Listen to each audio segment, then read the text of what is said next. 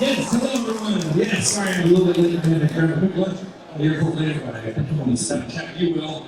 How's North Carolina? It's unbelievable. Your line has been. You guys are amazing. Everyone's in my line all day, every day. I can't believe it. I'm shocked. And so thank you so much for everybody coming. That's always surprising me. I think I did a convention in this building many years ago. I can't remember what show it was. But every time I walk around the building, I'm like, I know this building, but I know I have not been here in a while. Yeah. It might have been 15 years ago. I'm not sure. I can't remember. That was one of the things I was curious about is, obviously you've been doing this for a while, and you are an icon in the anime community. Do you ever get used to looking out and seeing all these people in line? I've spent a lot of time thinking about the simulation theory, and I think some of the logic is flawed, but at the same time, there are certain things that make me think that might be a simulation. What you described is one of them. Is this really happening? Yes. It's totally. The first time I got to a panel and you were standing backstage, exactly that happened. I'm like, is this really happening? I'm really about to do this. Yes. Okay, apparently not done a couple times. So yeah, I guess it's Yes, it's surreal. the massive popularity of Dragon Ball Z and the cultural icon that it's become. Why do you think it's a show that so many people connect? I spent 25 years in my life. Like, I'm trying to understand it. I mean, one thought that comes to mind is, Dragon Ball is a very inspiring show if you come from an oppressed background of any kind, or if you feel oppressed in your school or your group or your whatever, group you identify with, or if you don't at all. So I think it really inspires people to reach their full potential, and I think everybody kind of wants to do that. I don't think anybody goes, some people do, but I think it's a really rare thing that somebody goes, yeah, I'm a junior and I'm up to high school, I think I'm just gonna screw off and be average, I don't think people really do that. I mean, I think maybe small people, certain percentage, but I think most people they have an idea of what their potential is, and they see the incongruence, and they want to be fully realized, and Dragon Ball is a show that helps and inspire them to do that. And with so many characters, Goku among them, but so many other characters, it's easy to find somebody who you can identify with. Even from my perspective, I remember being 14 in high school, wearing Dragon Ball Z shirts with Super Saiyan 3 Goku on the back, and people make fun of me. Nerd, loser, stuff like that. But, really? Oh, for sure. Big time. There's a huge cultural shift where now everything's popular. Well, you were Dragon Ball when Dragon Ball wasn't cool, wasn't it? I was Dragon Ball when I had to go to the half-price bookstores and find the VHSs because I didn't have cable. That's when I Dude, so that's hardcore. It's cool because characters like Goku and other characters give people that, like you said, whatever you're going through, for somebody to identify with and say, seeing this character struggle through this and continue to choose to overcome and show up. It's just powerful for a lot of people. I'm sure people with the crowd connect. And I wonder, and because it's so powerful for so many people, I wonder, and I think good art does this, I think good art speaks to our primal selves, our more primitive, base, cells of being a human organism, a biological versus, a thinking, intellectual creature that's like, oh, I got my job and I do my stuff. I think Dragon Ball transcends all that stuff and says, yes, but after hours, I'm a super fan. It transcends that, and it's. I think it's one part of a pure fan of genius. Because other genius is the ability to rehash old characters and make them interesting. Like, we'll hear what's coming down the pipe and we're like groaning, going, oh, not Frieza again. And it's awesome. He does it every time. He did it with Cell this last movie.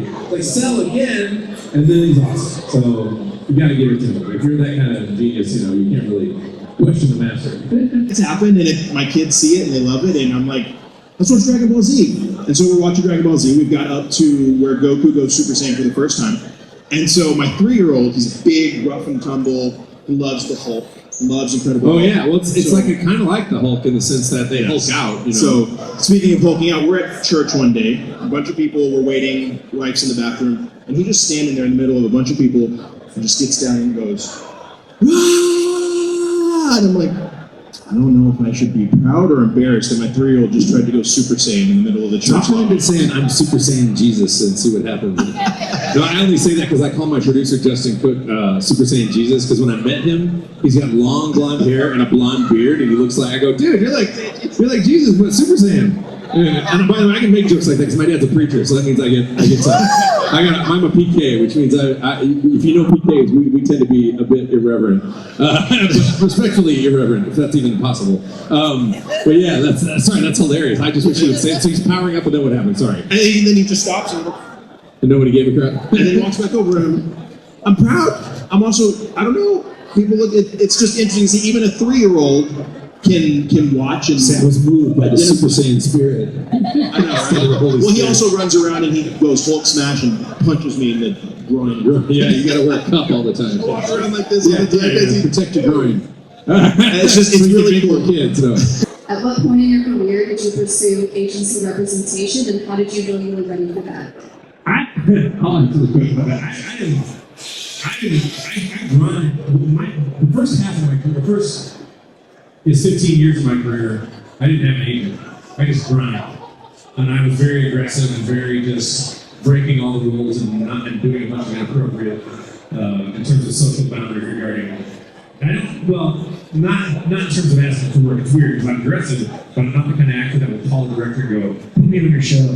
Because I'm going to sound snooty. I grew up in classical music, so I'm a trained classical artist, and so I like to approach art in a very artsy way.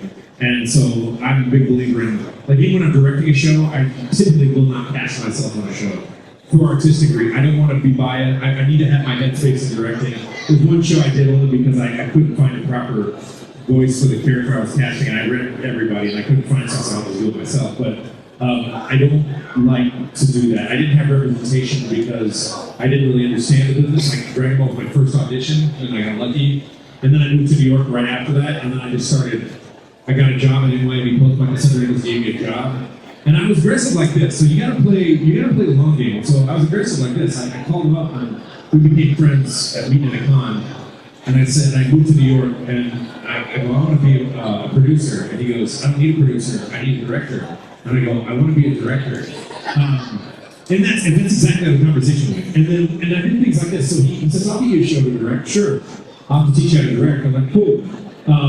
And I'll get you an engineer too. And I said, no. I go, I want to do exactly everything you do. So I can write a show, I can direct a show, I can edit a show, I can mix a show. When I'm directing a show, I'm running the board. I don't have an engineer. I just do it all myself. And I did that because I learned a long time ago that you want to have you want to diversify your skill set. Because, if you're not voice acting, maybe you're engineering. If you're not engineering, maybe you're writing. If you're not writing, maybe you're casting. And so you want to have a bunch of, and I thought about that early on, like really early on. Plus, I have an interest in recording audio and stuff like that. But what I have learned from having a relationship with him and that personality, I spent a lot of time working on personal growth because, when I first got on I could tell that I had not had the skill set that other people had for success based on how I was brought up. And so I didn't start doing therapy and personal growth to make myself a better human. I did it to reach my full potential, but there's a moral to this story here. And Goku's always trying to reach his full potential. And so I'm constantly doing I've been in therapy 25 years. I go every week. I'm constantly doing self-exploration, self-personal growth. And I studied a lot of different religions, a lot of different belief systems. I fundamentally function as a probably the world's angriest Buddhist. But there's a lot of stuff in the ideology that I very much relate to. And so as far as my relationship with Goku goes, It's kind of like when you watch a painter and they got their palette. It's the same spiritual source, but then there's layers.